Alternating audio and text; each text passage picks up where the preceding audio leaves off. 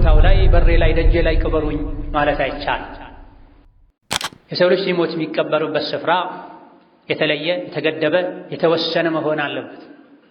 የሙስሊም ራሱን የቻለ የቅብር ስፍራ መኖር አለበት። ሙስሊም ከካፍር ጋር፣ ካፍር ከሙስሊም ጋር አይቀበርም። የቅብር ስፍራ የተከለለ የተገደበ መሆን አለበት። የተኛውን ቦታ ላይ አይቀበርም። ሜዳ ላይ አይቀበርም። ጫካ ላይ አይቀበርም። የግል ይዞታው ላይ በሬ ላይ ደጄ ላይ ቅበሩኝ ማለት አይቻልም ከነቢዩ ዓለይሂ ሰላቱ ወሰላም በስተቀር። ነቢዮች በሞቱበት ስፍራ ነፍሳቸው በወጣበት ስፍራ ይቀበሩ የሚል ትእዛዝ ስላለ ከአላህ ነቢዩ ሰለላሁ ዐለይሂ ወሰለም አይሻ ቤት ሞተው አይሻ ቤት ተቀብረዋል። ከዛ በኋላ ታጥሯል፣ ተከልሏል። ሁለተኛው ከዚህ ህግ ተነጥሎ የሚወጣው ሸሂዶች ናቸው። ጂሃድ ያደረጉ አንድ ስፍራ ላይ የሞቱ ሰማዕታት እዛው በሞቱበት ስፍራ ይቀበራል። ከዚህ ውጪ ማንኛውም ሰው ለብቻው ተነጥሎ ሊቀበር አይገባም። እንደዚሁ ደግሞ ሰዎች በየሰፈሩ በየመንደሩ በታትነው ሊቀብሩም አይገባም። የተከበረ የተከለለ የታወቀ የተጠበቀ የቀብር ስፍራ መኖር አለበት። ይሄም ማድረግ በትንሹ ሁለት ጥቅም አለው። አንደኛ ከጊዜ በኋላ ሰው የተቀበረበት ስፍራ ተረስቶ ክብሩ እንዳይነካ፣ ሰዎች ላዩ ላይ መኖሪያ ቤት እንዳይሰሩበት፣ ፎቅ እንዳይሰሩበት፣ መጸዳጃ ቤት እንዳያደርጉት ይጠቅማል። የሰውን ክብር ይጠብቃል።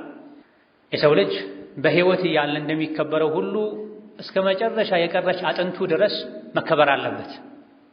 በሌላ በኩል የቀብር ቦታ ወጥ መሆኑ ሰዎች ተሰብስበው መቀበራቸው የሙስሊሞችን ለቀብር ዚያራ የሚሄዱ ሰዎችን ዱዓ ለማግኘት ይረዳ ያግዛል።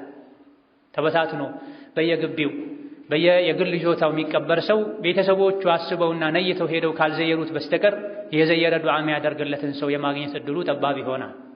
ራሱን የቻለ የቀብር ስፍራ ሲኖር ሰዎች አዲስ የሞቱ ሰዎችን ለመቅበር ሲሄዱ እንዲሁ ቀልባቸውን ለማርጠብ የቀብር ዚያራ ሲወጡ ስፍራው ላይ ላሉ በሙሉ ዱዓ ያደርጋል። ስለዚህ ተበታትኖ በየግል በየበሩ መቀበር በአንድ በኩል ከጊዜ በኋላ ቀብሩ ቦታው ሊጠፋ አሊያ ደግሞ ስግብግብ የሆኑ ወራሾች መሬታችንን ለምን ይዝብናል ብለው ሊያፈርሱት ቀብሩን ሊተዉት እንዴተኛውን ባዶ ስፍራ ሊያደርጉት ይችላሉ። በሌላ በኩል ዱዓን ያሳጣ።